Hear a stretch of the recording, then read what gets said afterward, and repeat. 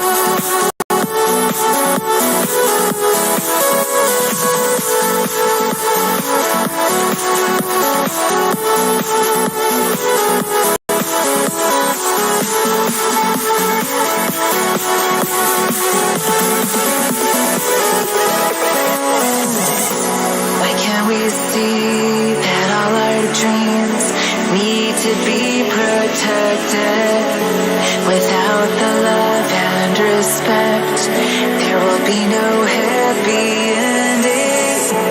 And if we wait, it's much too late.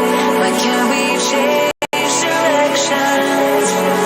All I know is we've been searching for too long. I don't wanna fight. I am still on your side. Can you hear me calling your name? Calling your name. Now the end is in sight. Reaching for the last time. Can you hear me calling your name? Calling your name. Calling your name.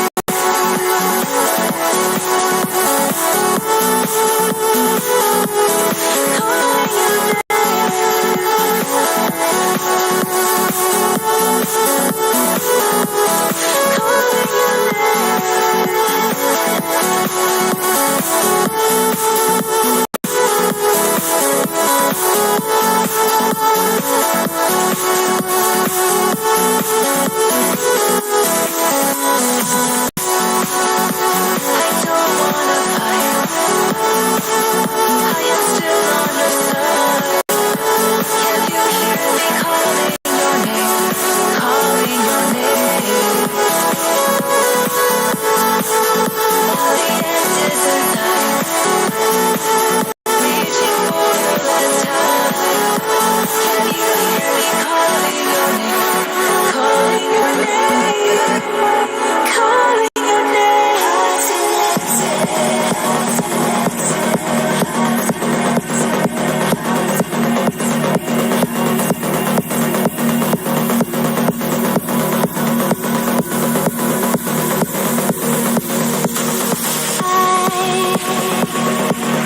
I see a picture, an image of such fullness painted in your heart. And I see a future so bright. You could only feel it within your soul. I see freedom, a safety net where you can find your inner voice. And I see a flame inside, so bright. It will light your way back home. No matter how hard it seems to be, you can put your trust in me. I'll be right by your side, and I'll show you hearts connected again. In the midst of the pouring rain, hearts connected, just when you least expect it. Hearts connected again. In the midst of the pouring rain, hearts connected, just when you least expect it.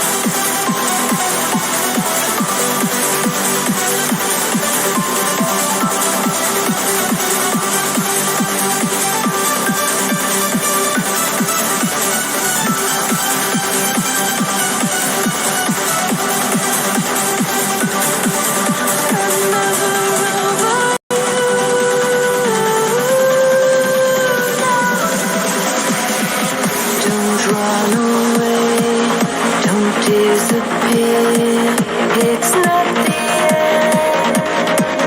Won't give up, love. It's time to listen to your own heart and find the courage to believe. As if I'm here, I know you have been standing on your own so long. Yet since I belong, it never makes you down. I know it still wants to flow, so don't give up on hope. Hope is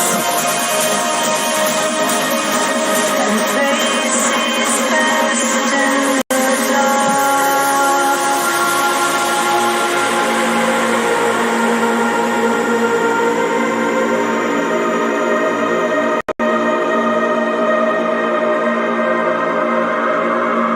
Don't close the door, don't shut me out. It's not goodbye, just good night, love. It's time to listen to your own heart and find the courage to believe. As if I'm here, I know you have been standing on your own so long. Yet since I belong, it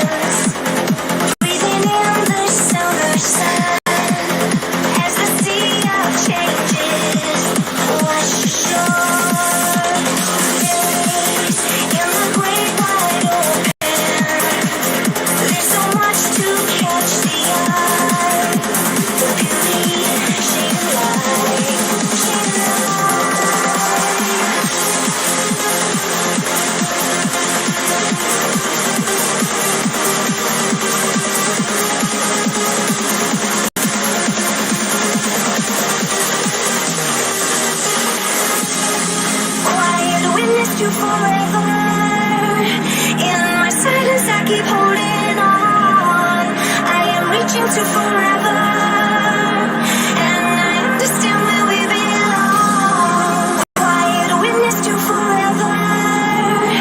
In my silence I keep holding on. I am reaching to forever, and I understand where we belong.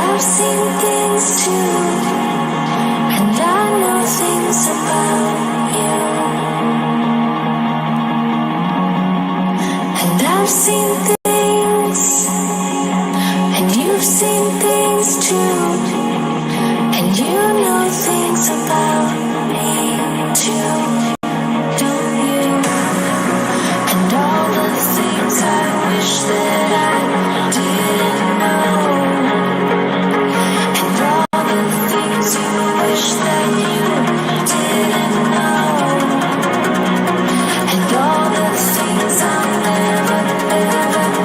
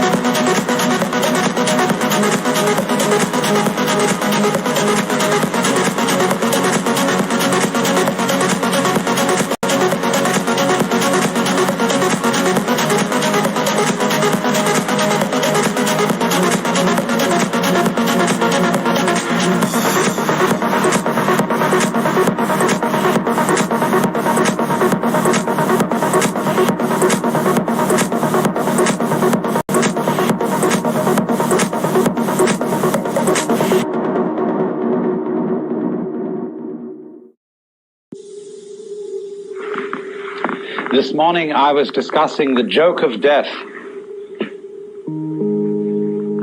and the principal point that I was making was that death and life, or that is to say, in other words, the interval and the event, death being the interval between events, between one appearance and another of human beings, in the same way as winter is the interval between the appearance of the leaves in spring and their disappearance in the fall.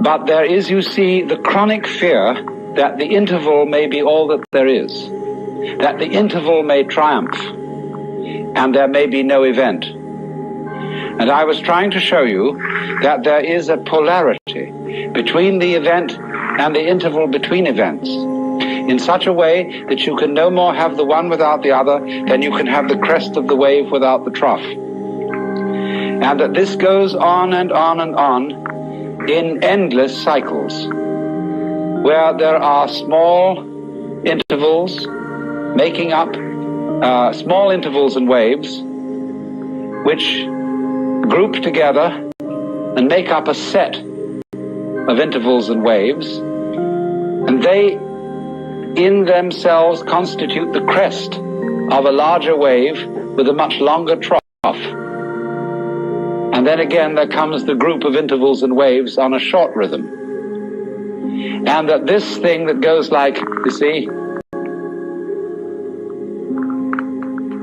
like this, you see, that this thing in its turn is the crest of a still greater wave, and that the nature of being is that this is the scheme of things.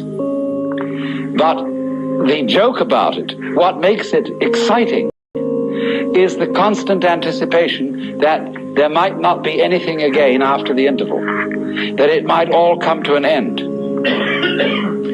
And the real problem, in order to turn death into a joke, that is to say, suddenly to recover from this terrible anxiety that it might be finished, and then transmute the vibration trembling of anxiety into laughter.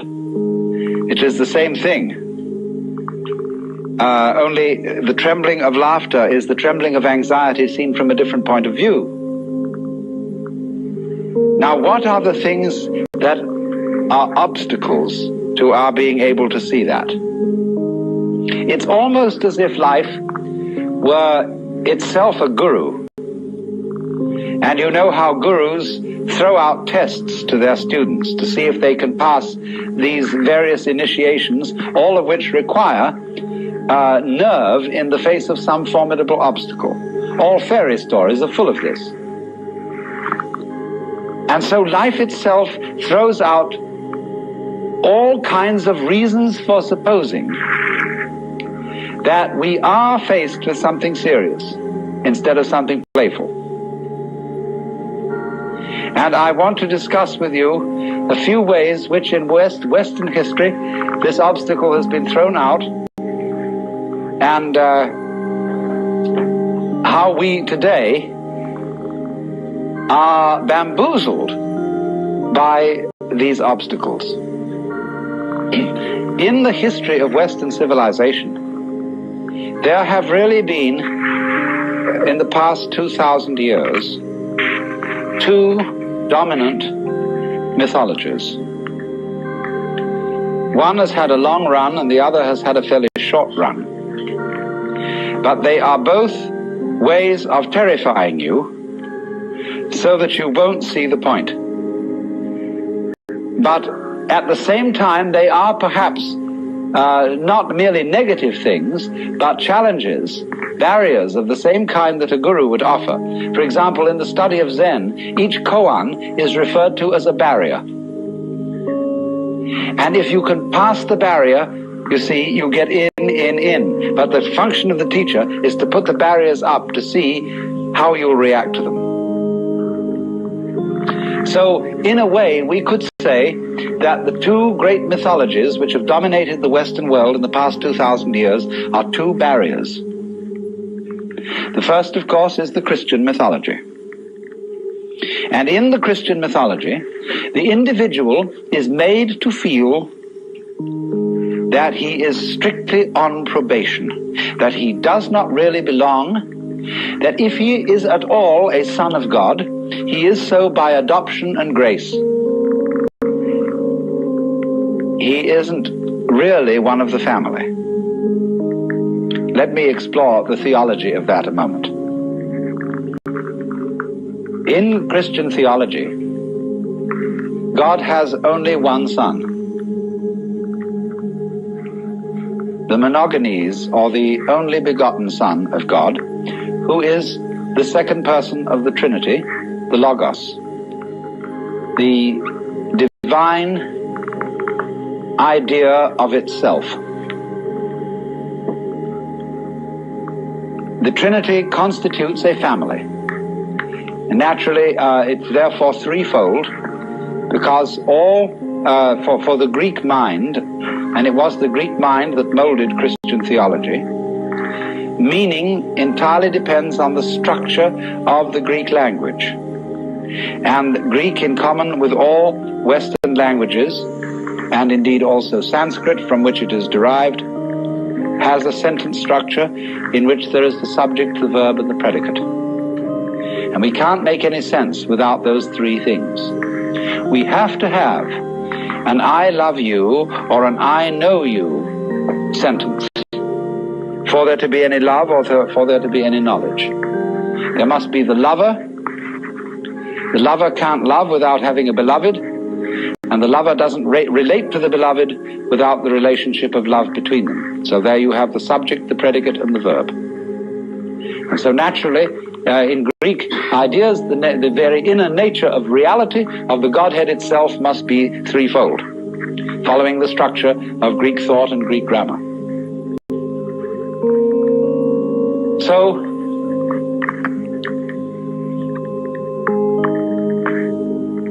in this way, the inner life of the Godhead is completely self-sufficient.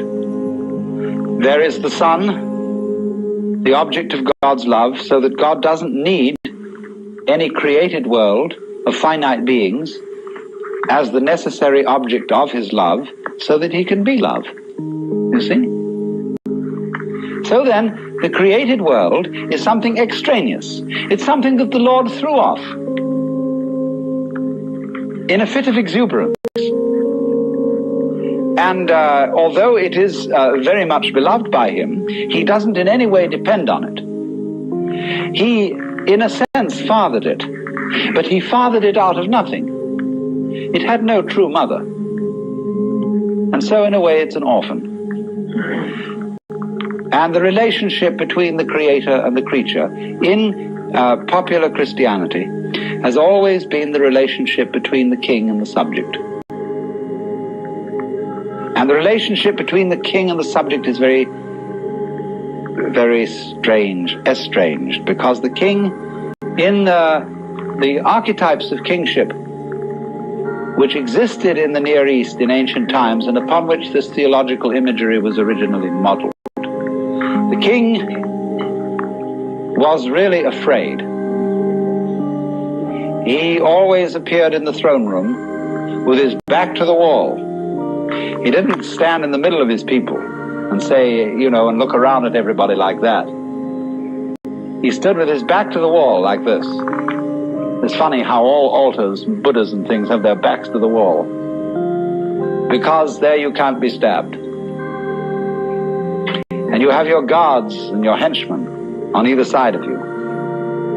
And all the people prostrate themselves, because that way you can watch them all.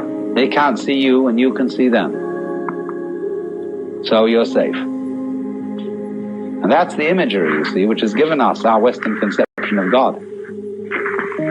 Of the father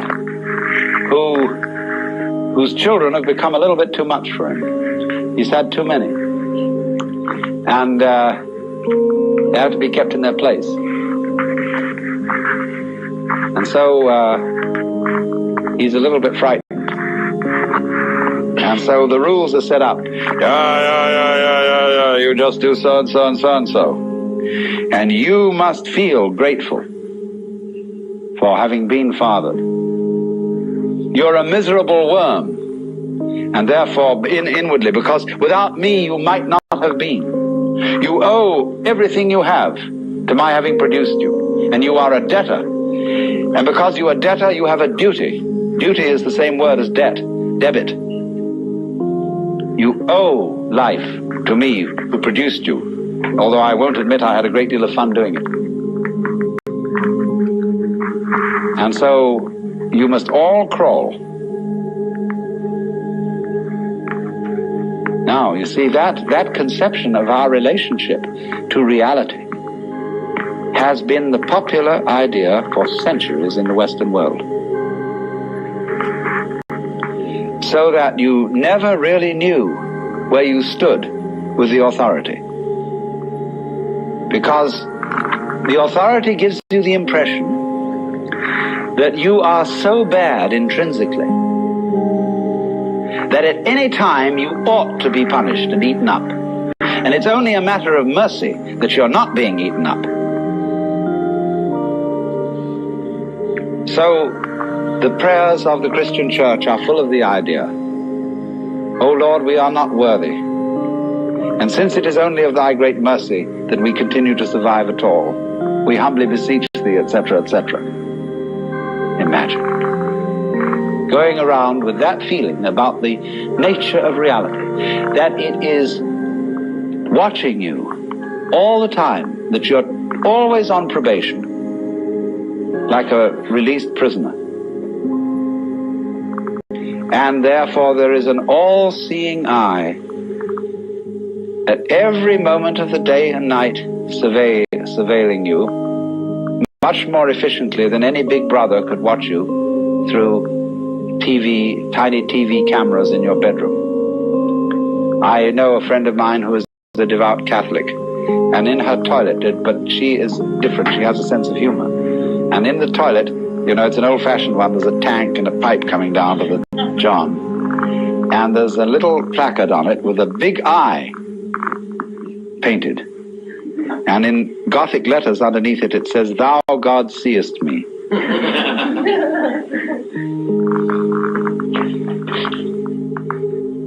So always, everywhere, according to this mythology, there is the eye of the paternal judge watching you. Now, what can you do with a situation like that? If that's the way things really are, you don't know whether this Lord has a sense of humor, and whether you can say to him, hey, look, don't take such an advantage of me like that. Turn down that light a little. Close off your eyes sometimes. You don't need to be all that particular. You know I can't do anything to you. I can't knock you over. Why do you need to bug me all the time? The sort of attitude is too much. And so people couldn't stand it. You know, 600 years of it was enough. And it became intolerable. Really intolerable. Because everybody knew they were sinners, and that they were doing all the things against the rules in the book, and nobody could possibly put up with it. So the only thing they could do to relieve themselves of this horrible father figure was to make out that the universe didn't have a father at all. That it was really an orphan. Not even virgin born. It didn't even have a mother. In other words, in order to escape from the mythology of a conception of ultimate reality, which was much too intelligent and much too nosy, people had to invent a conception of the ultimate reality that was completely banal and dead. So the second Western mythology is the mythology of the mechanical universe, which is a fluke emerging from a process of absolutely blind energy. And you must notice the language in which the great thinkers of the 19th century thought about the world. Freud, for the basic psychic energy, used the word libido, which in 19th century Vienna was exceedingly uncomplimentary. Libido, blind lust. And so in the same way, the science philosophers of the 19th century talked about the world as being based on brute force, unintelligent energy, and worked out a conception of man as a really rather unfortunate natural fluke. Consciousness, reason, and indeed also the passions and feelings and desires of the human heart were nothing but the end product of a roulette wheel of natural selection.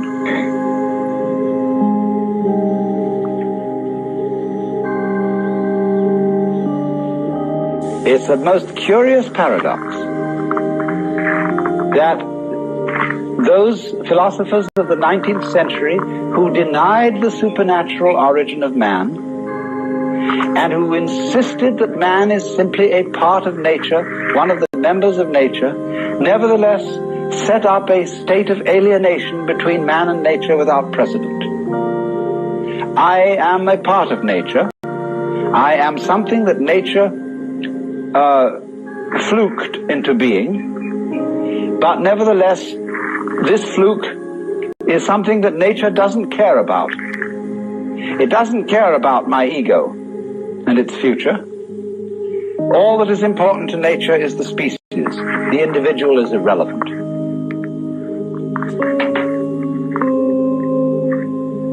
At the same time, this philosophy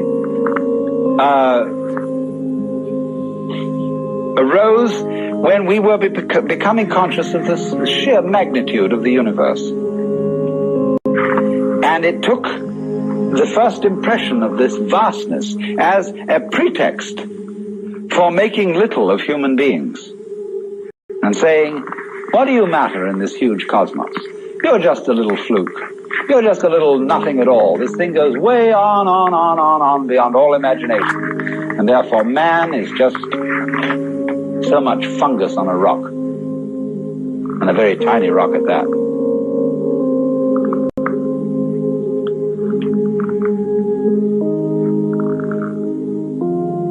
In other words, it took the standpoint. Let's set up a scale between two limits. We will, and this is the traditional Western opposition. On the one end of the scale to the left here, you have matter. The inert, the clay put into shape by the potter. On the other end of the scale, you have spirit, which is intelligence. And these are what the mathematicians call limits. And a limit is something you approach, but you never actually get there. Now, what the 19th century mythology did was to think of all things towards the limit called matter. It said, in effect, there is this dead material stuff. It is energetic, but the energy is unintelligent. It's a kind of roaring mechanical energy like fire or electricity or so on. It is not intelligent. And everything is really that. What we call human intelligence and consciousness are merely complicated forms of this primordial energy. And they are nothing but that. In the same way, we are evolved from lower orders of animals. And I can trace my ancestry to a protoplasmal globule, as Poopa says. And, that's what you really are. You're only a complicated protoplasmal globule. Now, do you see the intent behind this mythology? The intent is to deprecate. The intent is, as we say now, to put down the human being, because the human being felt that hitherto he had been put up too far in the wrong way.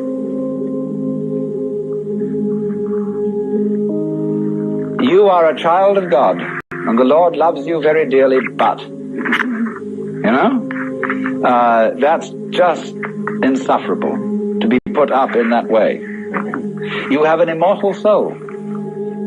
Your life is endless, but it can very well turn out to be a life of endless agony when you fry in hell. And that was a very serious threat to both Protestants and Catholics. And so it's much better, much more comfortable to have a dead universe than a living universe so everlastingly threatening. So then, the mythology of the 19th century, under which most of us still operate, because we operate under it because it has become so plausible. The science out of which this mythology arose has been so effective. It has produced such a marvelous splash of technological marvels that its point of view, or the point of view of those scientists who started the whole thing going, has become amazingly persuasive and convincing. After all, if I can reach into your brain with a very, very subtle instrument, and I can poke about inside and press there, and suddenly, on a certain point when I press it, a world of memory comes to life so vividly that you see it before your very eyes. I remove the instrument, it vanishes. I touch another place. You experience intense pleasure, absolutely unbelievable pleasure. I remove it, the sensation vanishes. Every time I touch inside, you get a sensation externally of intense reality. And I say, after all, I was only just pushing things in your brain. You see what a push-button thing you are? That's it. I can just poke around and you can see anything. But all that's happening is I'm putting a little electrode or something on certain parts of your brain. That's all you are, poor fish. You're just that kind of a sensitive sponge inside your head bone. Well, that gets very persuasive, you see. And people are therefore in a position, they are prejudiced to favor a mythology that will make out that you are, after all, nothing but something or other. Nothing but a kind of complicated neurological jello. And that point of view, as I said, has become enormously convincing. It's plausible today. Whereas the old point of view of God the Father and all the angels isn't plausible. It seems kind of weird in relation to what we know about the state of the universe. Now, what we have to see is that both of these points of view are equally mythological. And there's no more reason to take one than the other. And that what these points of view reflect are nothing other than certain attitudes to living. Now you see, if you want to live in a way that always is saying, I think that life is disgusting. Supposing you want to deny being, then you can always describe it in ways that are offensive. You can always say playing the violin is just scraping cat's entrails with horsehair. That puts it down, and you say, and you say people who play golf, they're a bunch of idiots who go out on take a walk and they hit a stupid little ball with sticks. Or that people who like music are just a bunch of idiots who sit around and go out of their minds listening to a lot of complicated noises. See, there's always a way of talking about something to make it sound terrible. Equally, there's a way of talking about something to make it sound great. Now, what do you want to do? Do you want to live your life in such a way that you're always saying to it, do you want to, is that a good way to conduct things? Or do you want to live your life in such a way that you say, come on, let's go. You see, let's swing this thing. On the one hand, you see, you're always in tension against it. Do you remember I pointed out to you in this morning that the person who's anxious, constantly anxious, is the person who is resisting the flip-flopability of things. Life is vibrating, it's going blip, blip, blip, blip, blip all the time. And the anxious person says, God's sake, don't do that. Because, you might do it too much. I don't want to blip like this. It makes me feel nervous. Stop it. And so, as he puts his weight on this blip, blip, he goes like this. You see, it gets tripping. So instead of saying, come on, let's blip, let's go, and do this thing. So in exactly the same way, the person who wants to say, well, you're nothing but some kind of chemicals, and they're just a lot of, you're a bag of pus and blood, basically, with a few bones inside. And that person is doing the same thing, you see, as the person is putting pressure on the flip-flopability of things, and so he gets anxious. And the person who does this, he wants to say, he's always, look, think about your friends and the people who are philosophical and enthusiastic materialists. They're always going to pose themselves as a certain kind of hero. After all, you're just a dreamer, but I face facts. See? I'm a hard-headed realist. And I'm as a matter of fact, I'm an intellectual porcupine. I have my prickles out all over the place. Because I'm the kind of person who, in the academic world at any rate, is full of rigor. I ask, what precisely is the evidence about this? and I'm analytical, and I'm believe in. I don't like woolly and vague thinking. I like it clear cut. And you can see that porcupine's bristle going right through like that. See, well, this is a personality type who wants to play that role, whose message in saying all this jazz is, I'm the kind of person who is all dry as a bone. But I believe that that is strength, and that's reality.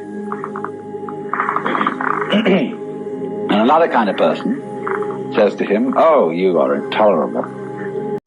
You're so dry, you're so dull, you rattle. You don't have any juice in you. And what we need is juice.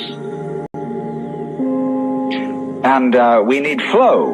We need lilt and rhythm and gaiety, you see. So that's an opposed mythology. And that's another character part you're going to play. But so we've got to consider these are games, you see, as I tried to show you earlier. the kind of roles we play are the kind of games we play. So, but the question is, which is the optimal game? Certainly we can't do without some prickly people, because life is prickles and goo. And it's basically gooey prickles and prickly goo, but the gooey people are always trying to make out that it's only goo, and the prickly people are always trying to make out it's only prickles. And we do need both, see? But the question is fundamentally, which game works better? The game that resists the vibration, the flip-flop, or the game that goes with it? Obviously, the game that goes with it, that cooperates with the general scene, will be a longer game and a more amusing game than one that totally resists it. Although, I said totally advisedly, because it's great fun to resist it at times. See, it's just like when somebody massages you, you know, and they're really expert, and those fingers are just vibrating like this on your back. You can give and just go woof. But it's also fun sometimes to tighten yourself, your muscles against it, so as to feel the full impact of this thing, see? But what I want to, the real point I want to get across is that what seems to us the hard-boiled common sense of a mechanistic view of the universe is nothing other than a myth. You don't have to be taken in by this, because there is no more solid argument that that is the way things are than any other argument about any other way things might be. Now, it goes like this, you see. Again, think of the idea of limits. We'll take different limits this time. We'll take one limit on the right hand here as consciousness. Extreme, lively sensitivity. And on the other hand, we'll take the opposite limit, which is geological. The stone, the blind energy, the electrical force without any consciousness whatsoever. These are observable things. We see the living human being on one extreme, and we see the stone or the fire on the other. Now, our 19th century mythologist wants to describe this limit in terms of this one. He wants to say that consciousness is nothing but a very complicated form of minerals. Why can't you go the other way and just as easily say minerals are a very simple form of consciousness? That works, doesn't it? I mean, after all, here is this mineral.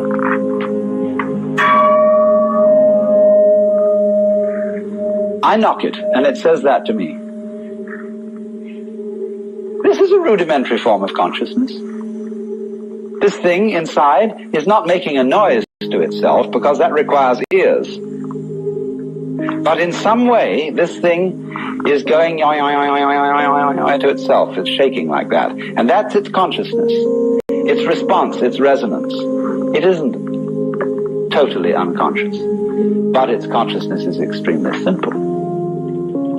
Now, you may think I'm spinning fairy stories, but is that any more of a fairy story than to say that your consciousness is nothing but chemistry? I mean, you think you're conscious, and that you have this high and mighty state of affairs, but actually, of course, if we look at this very realistically, all this is just colloidal substances bubbling around. See, both that story and the other story can be made to seem equally fanciful. But the question is this: if I say about the gong, look, my friend, I respect you because you are a little bit conscious. See, you relate to me. You're kind of a younger brother, and then there's something endearing and warm about this attitude to things. Whereas if I say, you're just a piece of metal, and as a matter of fact, I'm just a piece of metal too, that's a kind of insult. Now, the people who believe that are really suicidal maniacs. They want to put themselves down. They are against their own life, and they take a great pride in being that way, and they call it being realistic. And I'm only saying it's a better gamble to take it the other way and say the best thing you can say about it, that this is a living being, but not so much of a living being as a snail or something that actually wanders along and wiggles.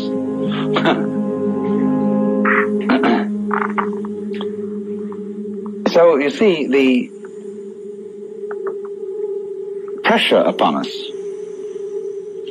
of the whole mythology of the 19th century, the whole attitude of putting down the universe because the previous myth had been too uncomfortably alive, is simply a way of looking at things. Let me give another illustration of the same thing. If you study the various forms of life from the standpoint of natural selection, you may come up with a rationalization for everything. Somebody wants to know, why do butterflies have eyes on their wings? Some butterflies. Well, somebody scratches his head and says, oh, well, there must be an explanation for that. There's an explanation for everything. Why is there an explanation for everything? Because the universe is really a tight engineering job. So, why do some butterflies have eyes? Well, it so happened that some fluke of a butterfly once got an eye on its wing, and birds would avoid it because that eye looked at them and it was just too much. So those butterflies that had eyes on their wings bred, whereas the butterflies that didn't have eyes got eaten up more easily. Although some of them had other alternatives, because of not having eyes, they were invisible and the birds couldn't see them. And so more of that kind survived, although those with the terrifying eyes survived, and so they didn't get eaten up either. So it tended to multiply. So it's just a perfectly easy, simple explanation of why butterflies have eyes on their wings. There's other things, some birds with extraordinary plumages, which look so obvious that anybody could catch them, any cat, any hunter. No, they survived because they were so attractive to their females. And so they bred very well. As a matter of fact, this isn't true, they didn't. And, but any explanation will do, provided it seems to explain. Now, that is one way of looking at things. You can make an extremely consistent theory for the different kind of species of flowers and birds and insects and all their markings and so on, just why they have them. But on the other hand, you can equally well explain it in a completely different way. You can say, it would be exceedingly dreary if there were nothing but one uniform type of life. is supposing there had never been anything but amoebas, and there were just globules, and they divided, and then they divided again, and then they divided again. You know, that could have gone on, and it could have been terribly efficient, because the minute you went to hit an amoeba, you would strike it, but suddenly find you'd killed only one of them because it split just before you hit. It's a marvelous arrangement. And you know, they could split very fast. You could suddenly go at another with 2 hammers, hoping to catch both amoebas, but suddenly they split, and there were 8 of them before you knew where you were. That would be fine. But actually, the reason why there is all this colossal variety and all these patterns on butterflies' wings is that nature is a poet and is simply having a wonderful time making all this variety and doing all these various things. And that explanation is just as plausible as the efficient explanation. You see, the philosophy is to a large extent a matter of taste. What sort of explanations suit your personality? If you're an anal retentive type and rather tight, then you like the efficient explanation. On the other hand, if you're an effusive type, you like the poetic explanation.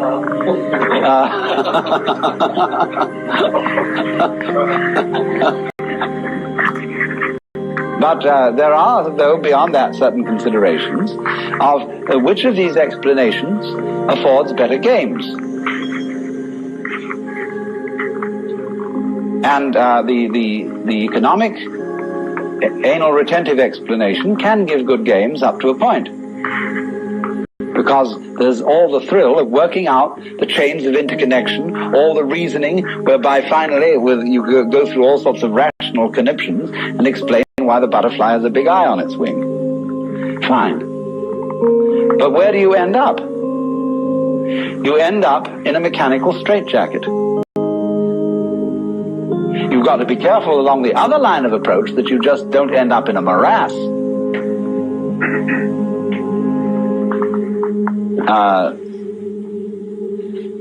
You could do that. So you look for a middle way. But the point that emerges from all this is don't be bamboozled into fearing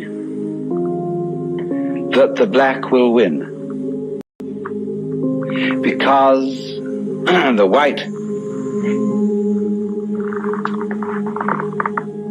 is the only thing there is,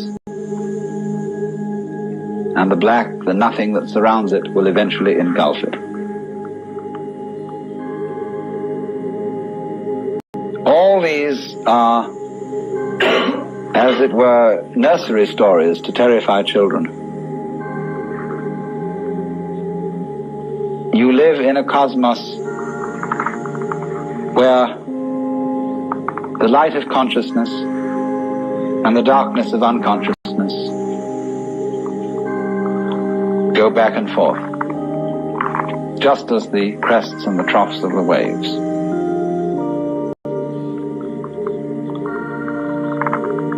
And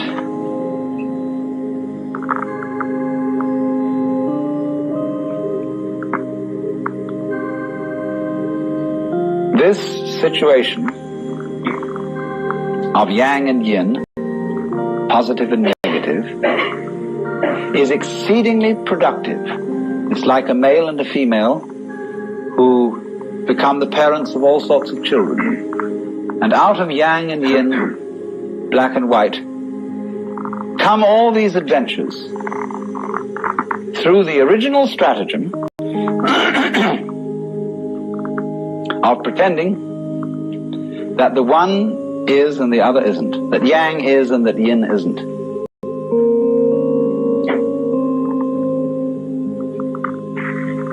Both have equally good arguments on their side, and one now wins and the other now wins. Back and forth, back and forth, back and forth. But don't be deceived. The two are always together.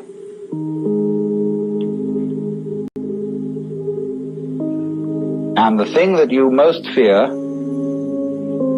the awful, awful thing that could happen, think it through. What could that be? What could the very end be? What is it that you dread?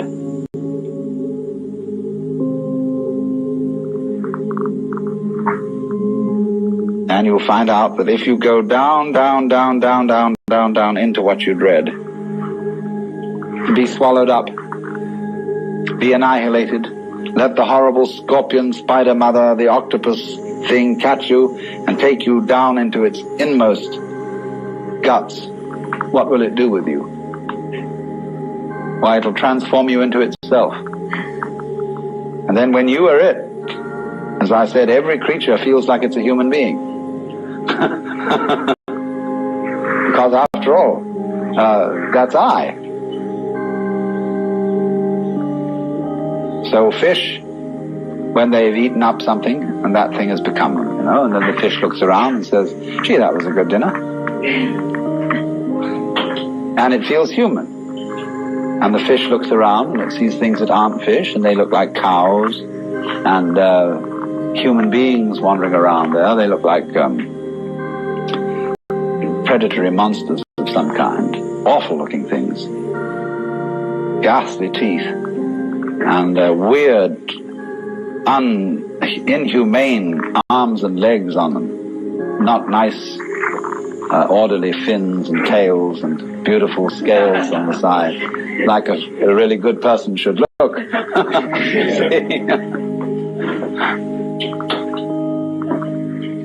So, this thing of death and of being transformed is where our life reaches a certain point where it has to go bloop.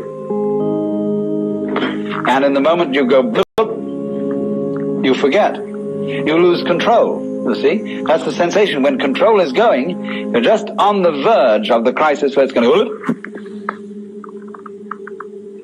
And you say, well, where was I? Gee, this is strange. I'm alive. I don't remember where I was before. That's the sensation of coming to birth. And you grow and grow and you become more familiar with this and more familiar. When you're completely familiar, it goes bloop. And you're new all over again. See, quite different.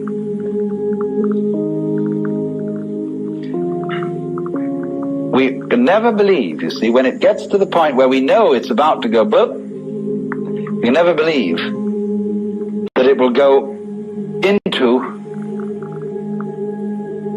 life. We always think it's going to go into something dreadful.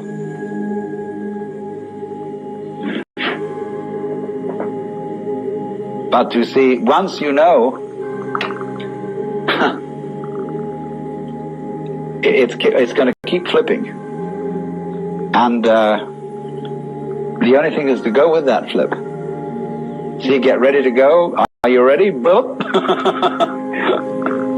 Then you can laugh.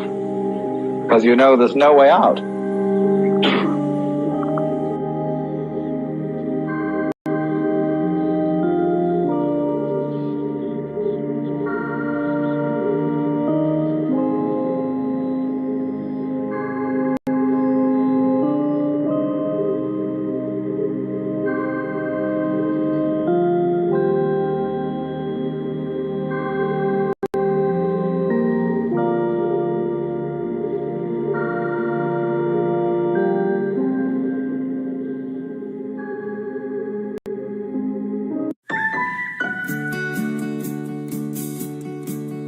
The road ahead, it twists and turns, and the sun it beats down and it burns. But I keep on pushing through,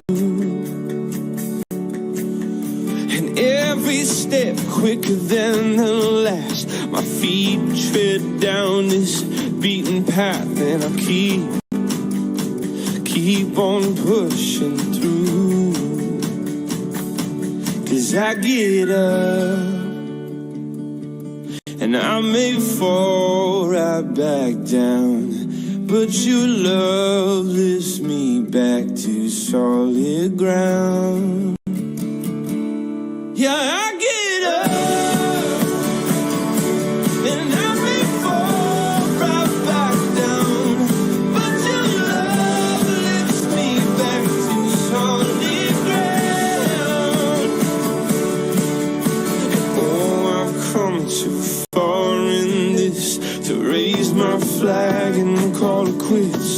so I keep on pushing through.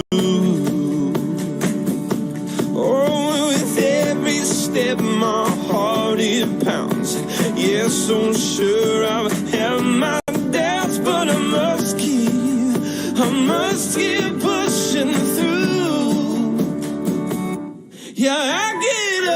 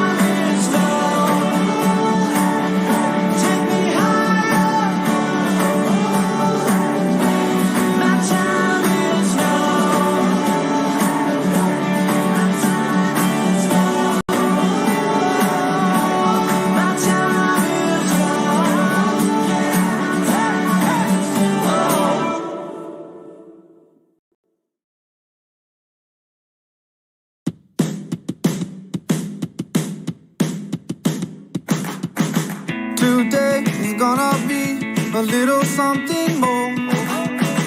I've got a plan in mind, a special thing in store. The light bulb inside my head says, get out and play, 'cause you never feel this way. It's my lucky day. It's my lucky day. It's my lucky day. My lucky day. Don't need a pot of gold, a rabbit's foot or to be told. It's my lucky day. It's my lucky day.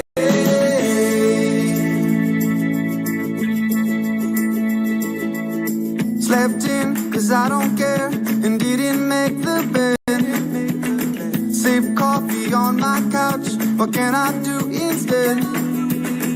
No work, it's only fun, 'cause it's all okay. 'Cause you never feel this way. It's my lucky day. It's my lucky day. It's my lucky day. My lucky day. Don't need a pot of gold, a rabbit's foot or to be told. It's my lucky day. It's my lucky day. It's my lucky day. It's my lucky day. It's my lucky day. It's my lucky day. Don't need a pot of gold, a rabbit's foot or to be told. It's my lucky day. It's my lucky day. It's my lucky day. It's my lucky day.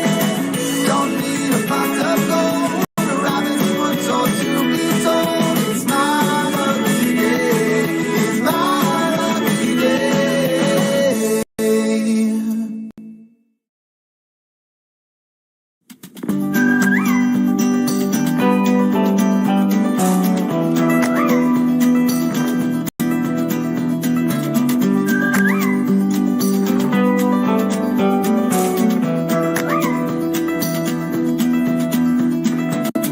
I've never known a love so steady. Even gold won't turn your tide. We flow together like an ocean, every low and every high. And I would have you anyway, dear, any way your heart could bear. Even if you had to leave me, I'd always be waiting here. Even when we are apart, I will keep you in my heart. And I wouldn't change a thing, even if I were the king.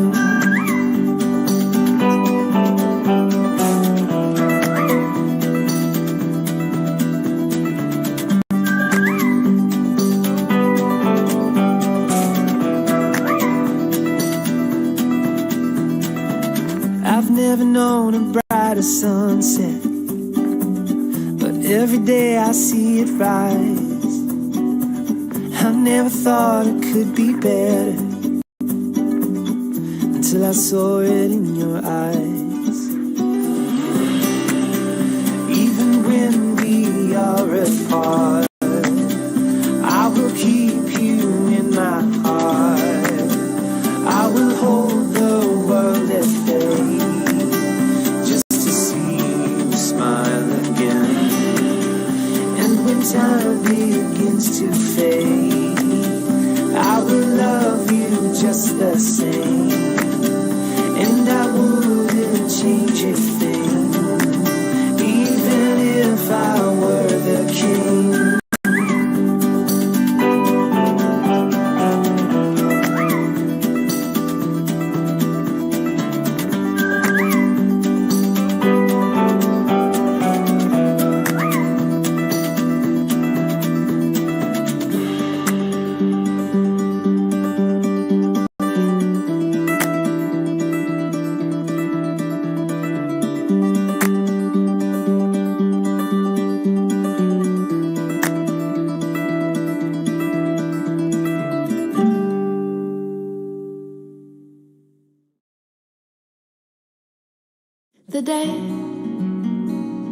is breaking softly and the night is glowing true. I feel a million eyes, but I can just see you. No rain, no thunder, it's just your light, your voice, the heaven of our kiss, the wonder of our choice. So breathe, breathe, breathe, darling, you can make my love your home, make my love your home. And please, please, please, darling, if you can be right, make my love your home. The moon is rising somewhere in your eyes. Yes, this is real. My rain will wash your hands. Your fire came to heal. You are dance, the life we'll share, the life we came from shore. I'm shivering, sure I'm scared, but I'm all yours. So breathe, breathe, breathe, darling, you can make my love go home, make my love go home.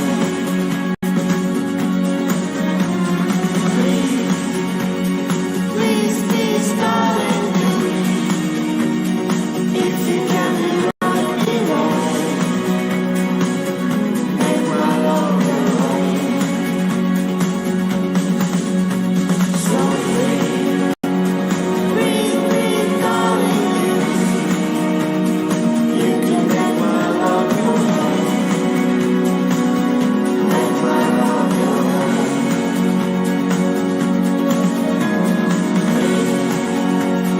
Please, please, darling, if you can be right, be wrong, make my love go home.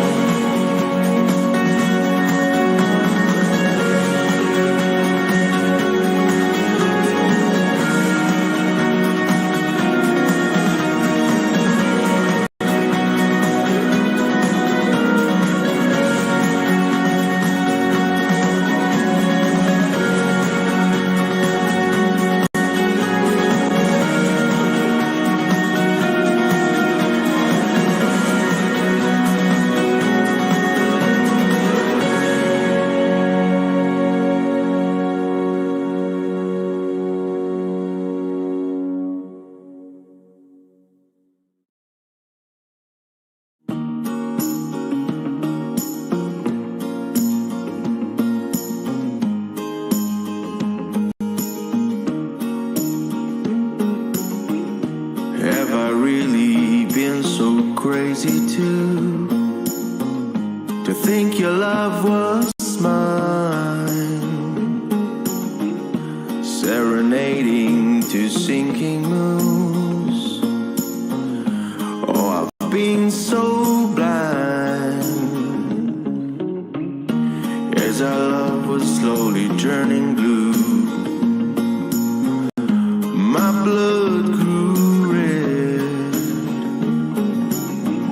No, I can't believe that thing is true. Believe that thing you said. No, I don't care where I'm going to. This town's too small.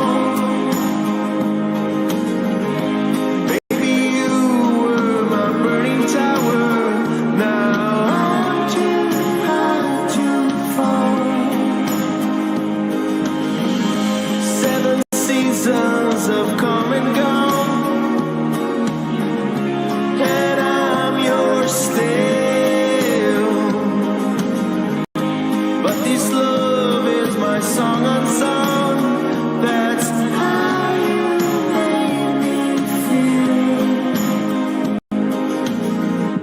So beware of this glowing dream.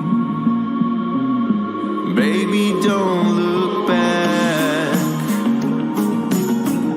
to see your life drifting down the stream. See the star turn black. Morning came, darling, days will come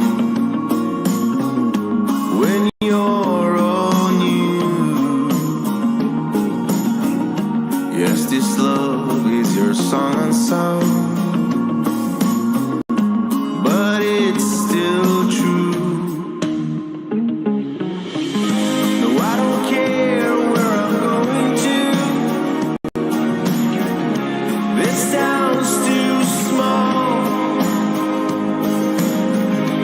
Baby, you were my burning tower. Now I'm too high to fall. 7 seasons have come and gone, and I'm yours still. But this love is my song and song. That's how you make me feel.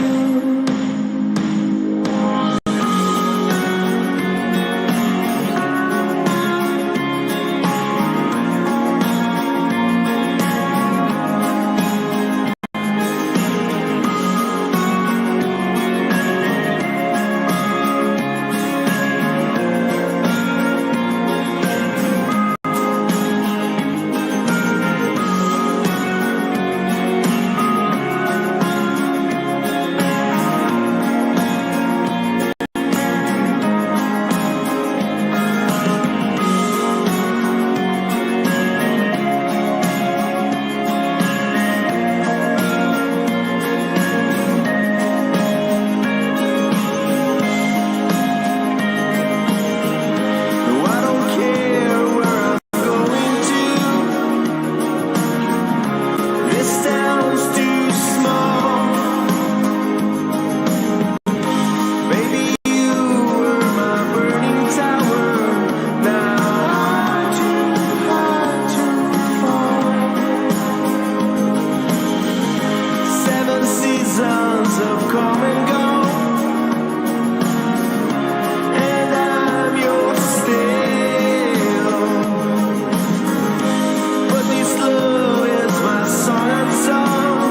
That's how you make me feel.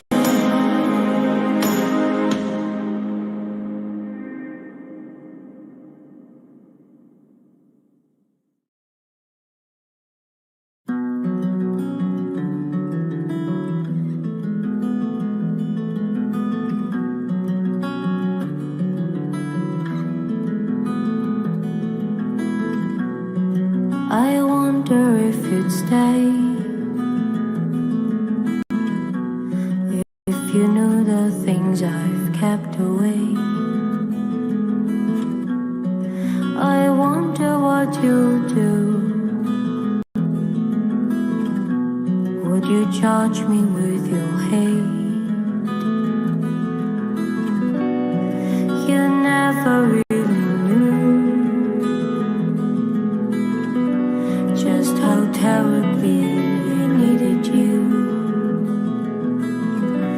You were nowhere to be found. I was falling fast into the ground.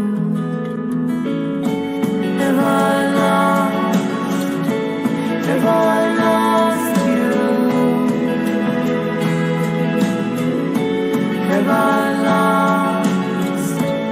I lost you?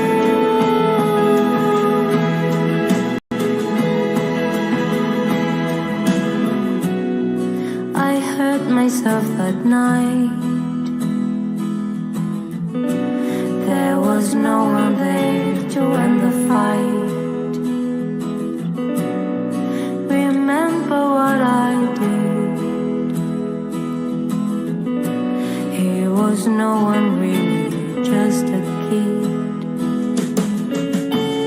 Have I lost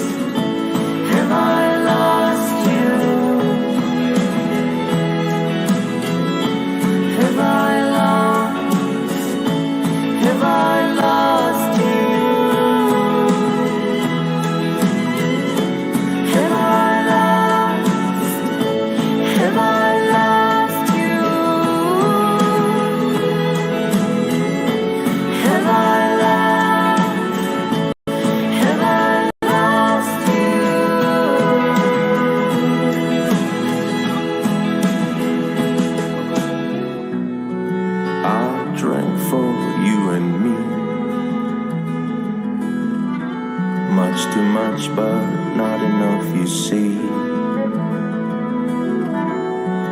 I thought that it's okay, dying slowly just today. Have I lost you? Have I lost you? Have I lost you? Have I lost you?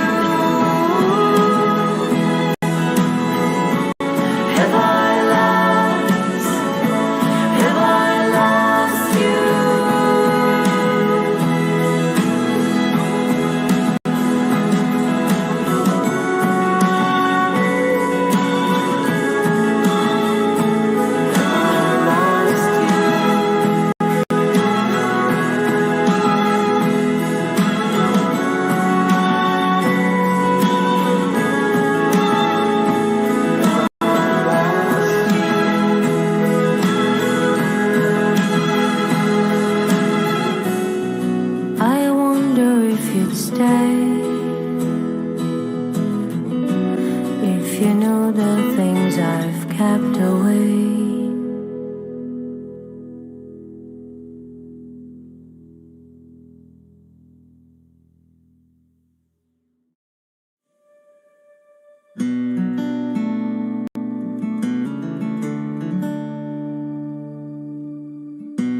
Sail on off the radar and venture away from this trouble. It will find you, it's behind you, it always is. Unfold from my mind, I don't want you near. If you killed me with kindness, I'd no longer feel you here. You've fallen for someone new. A feathered heart forgets everything that's true.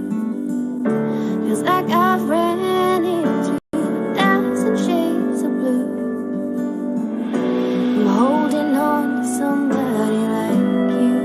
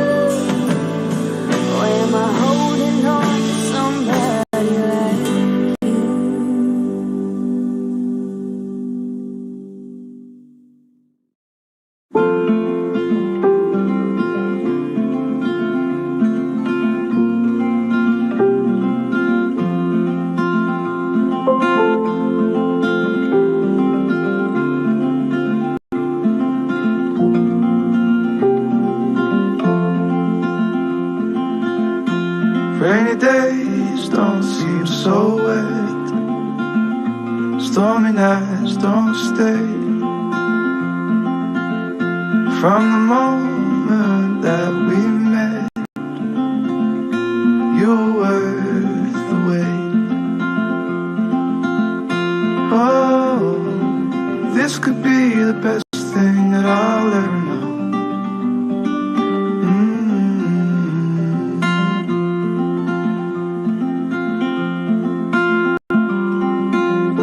Talk for hours and never slept. Two silhouettes on the concrete steps. We watched the sun as it slowly crept from the horizon to the place we met. Oh, this could be the best thing that I'll ever know.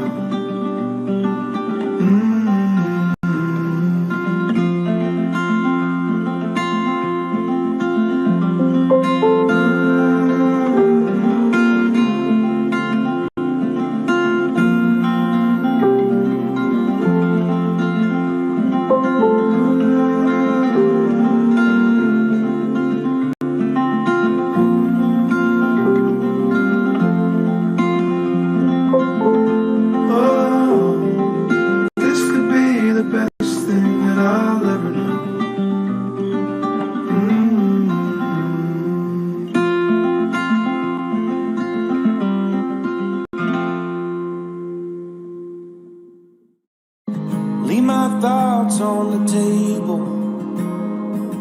Set my keys by the door.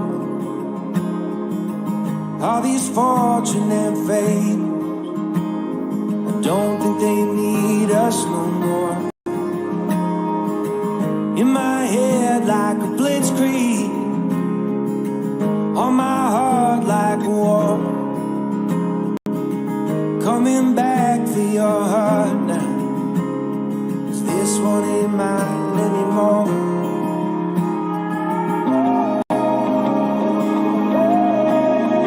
Will you wait by yourself, dressed like an angel in white on the way?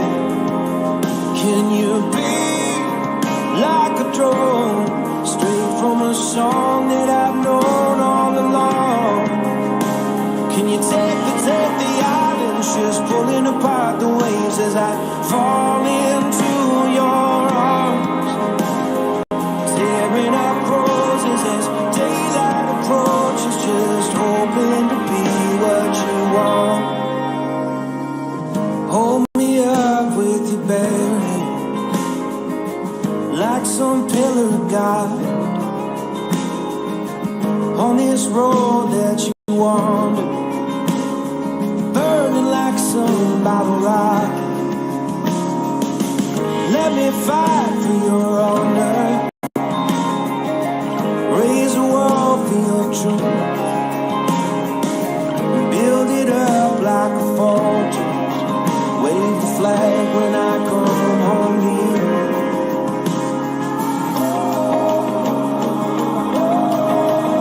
Will you wait by yourself, dressed like an angel in white on the way? And you'll be like a drone, straight from a song that I've known all along. Can you take the islands, just pulling apart the waves as I fall into your arms, tearing up roses and daylight approaches, just hoping to be what you want.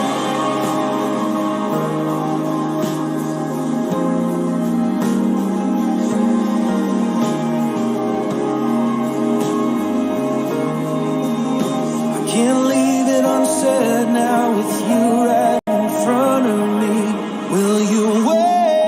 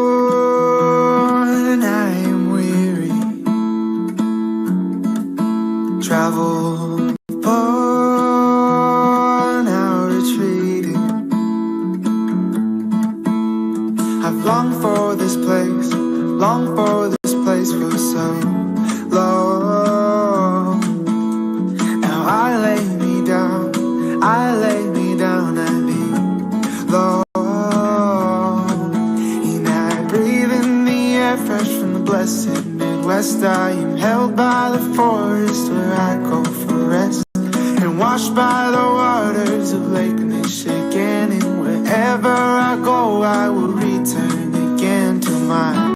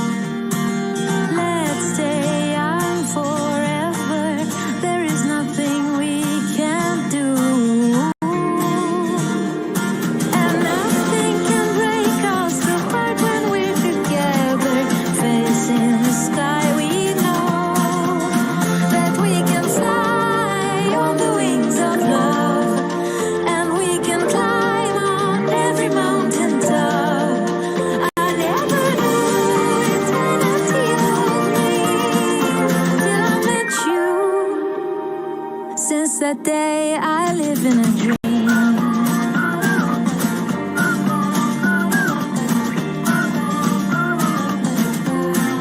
I live in a dream.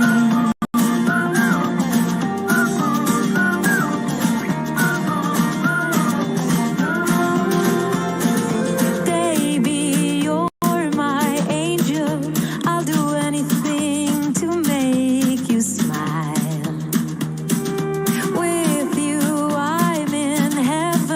When you kiss me, I turn to a star. And nothing can break us apart when we're together. Facing the sky, we know that we can fly on the wings of love. And we can climb on every mountain top. I never knew eternity was real until I met you. Since that day I live in a dream.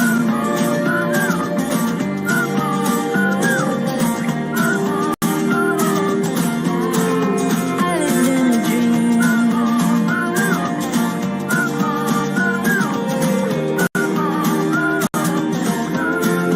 We live in a dream.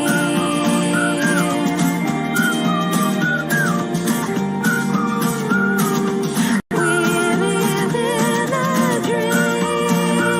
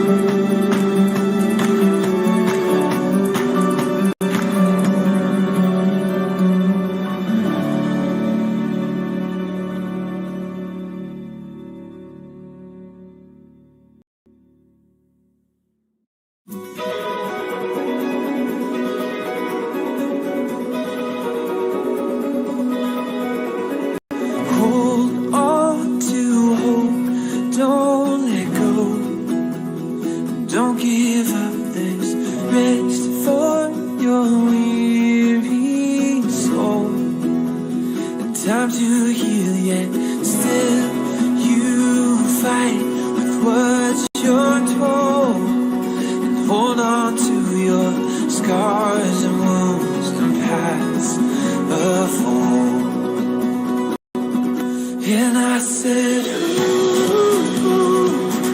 what would you do if you could lose all your burdens? Yeah. And I said, ooh, my words are few, but I love you. Those words, please hear them. Yeah.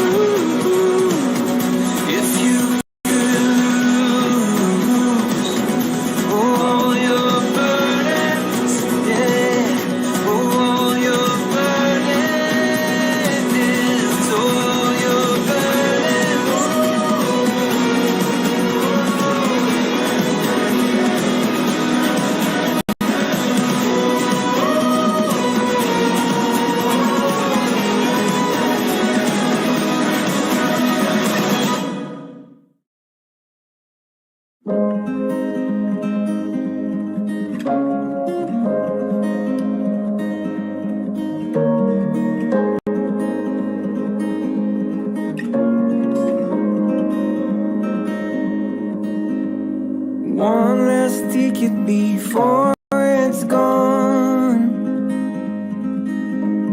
One last summer before it's fall. Tune your strings and play your cards. Little words hit me like a game of darts. And you're beating on my drum. And you're beating on my door. Running faster than my dreams. And I can't stop to breathe.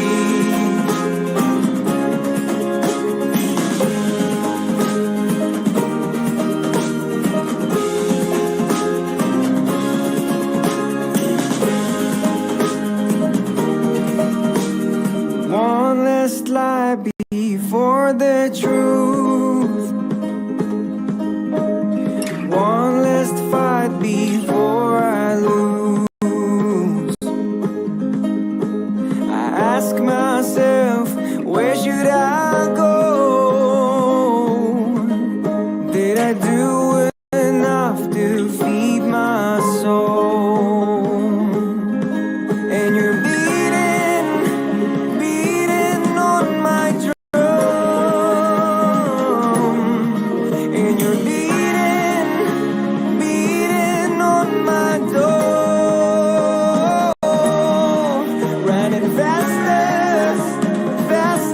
than my dreams. And I can't stop to breathe.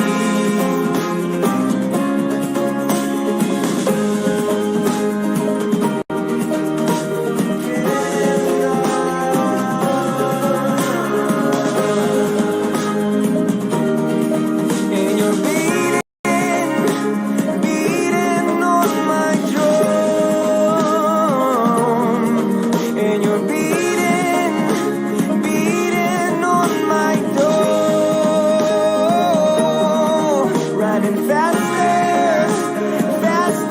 than my dreams. And I can't stop to breathe.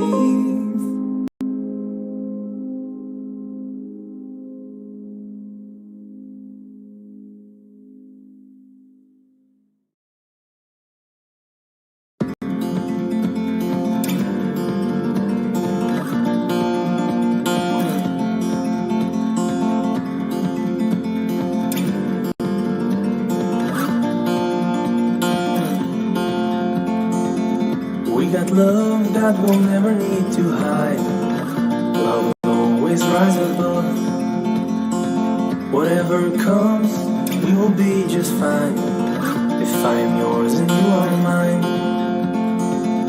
Take my hand and let's fly away to another galaxy.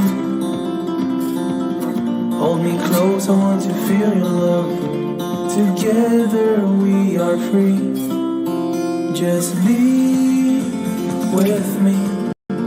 Just be with me. Just be with me.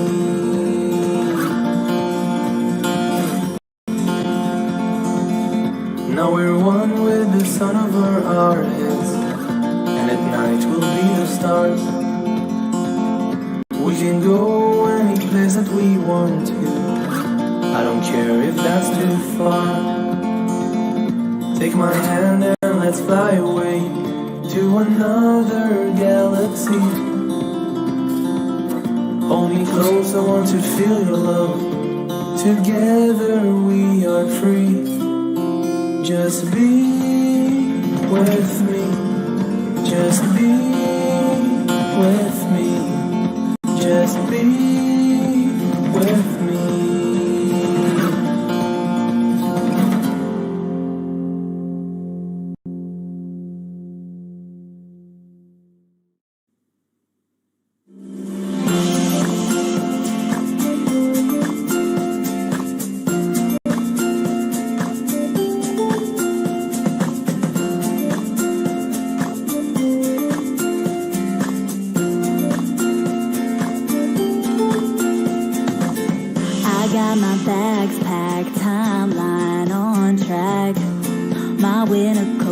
In the closet way back. I won't be needing that. I won't be needing that.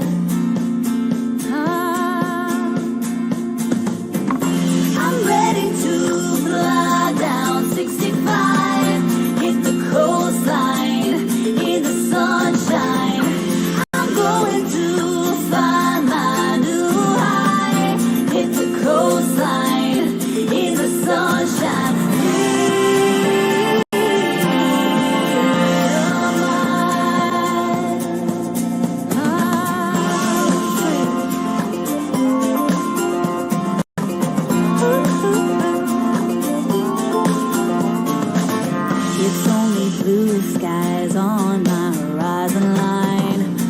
Far from the hurt and the bad times, I'm feeling so alive. I'm feeling so alive. Yeah, yeah.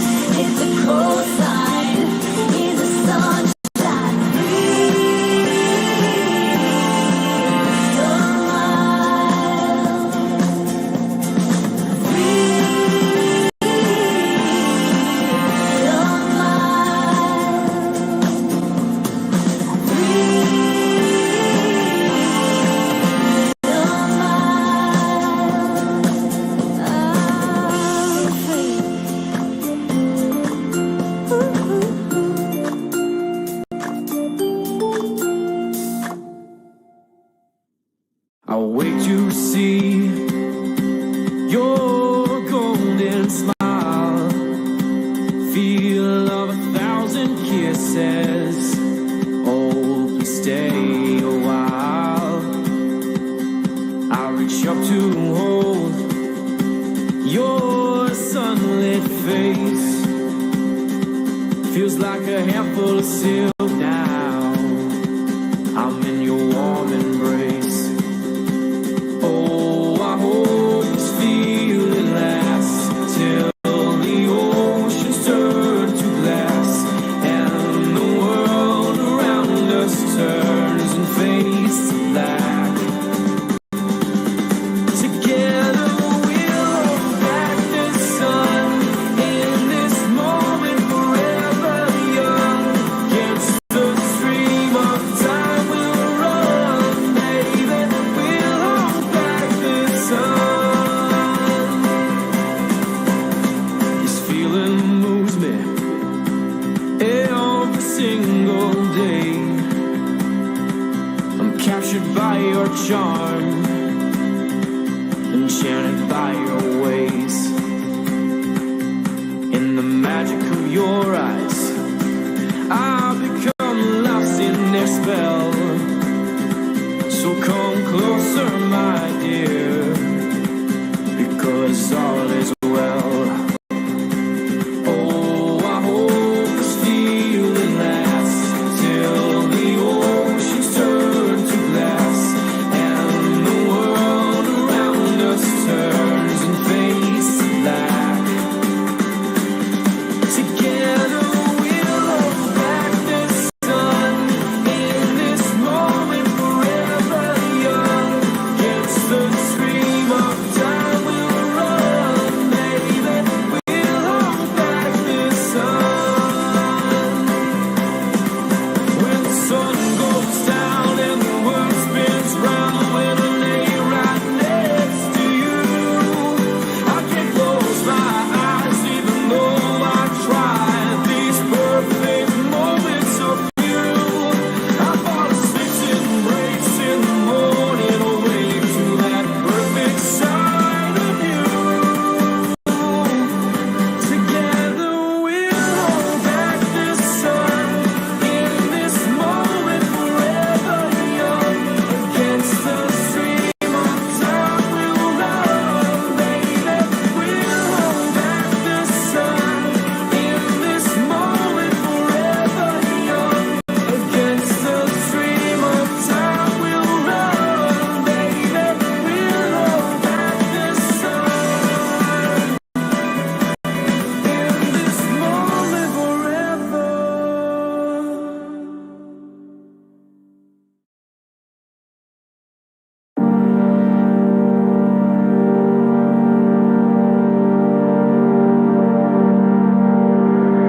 Compared to the vastness of outer space, we're no more than a dot on a canvas, a grain of sand in a stretch of desert, a single snowflake on a snow-capped mountain.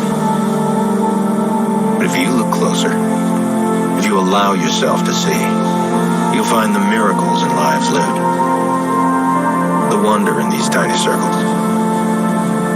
We learn, we grow. We explore and discover.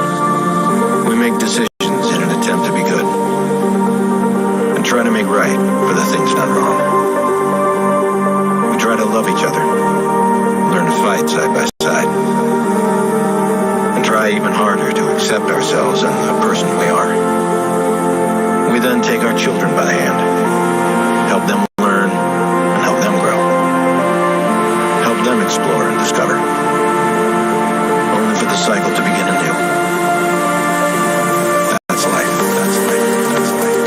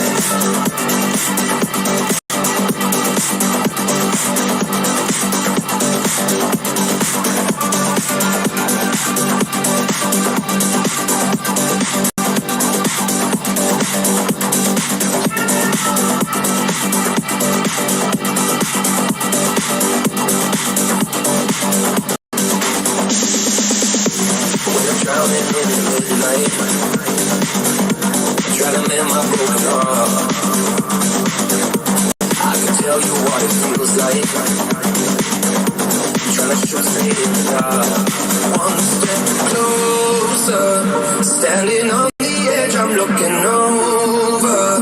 Here's to my regrets, it's time for closure. But I can't seem to close the door.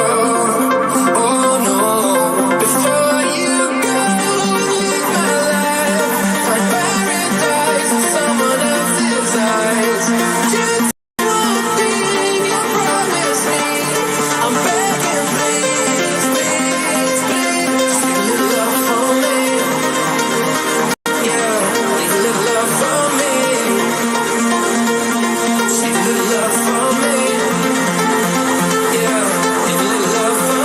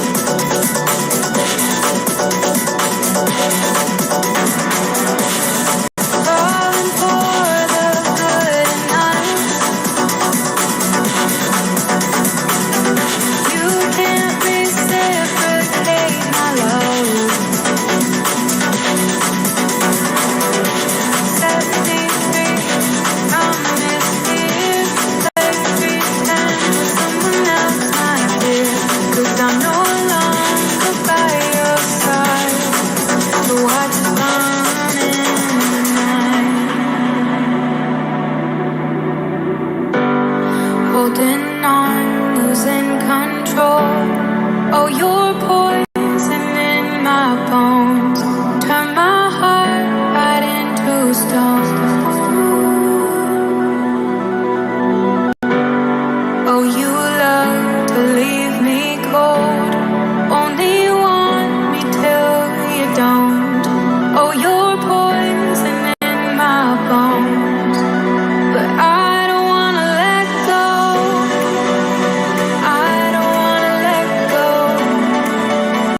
I don't wanna let go. I don't wanna let go. Oh no, I don't wanna let go. I don't wanna let go. I don't wanna let go. You poison in my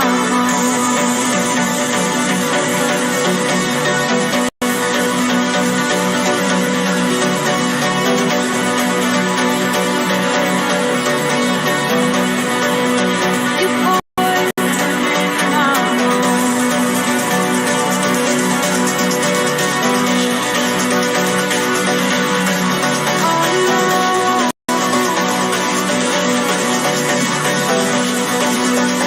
I don't wanna let go.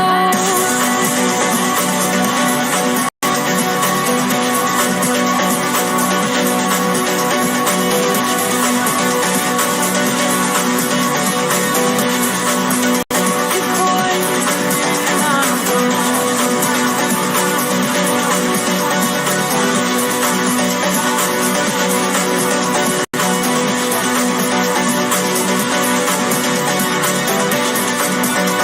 I don't wanna let go.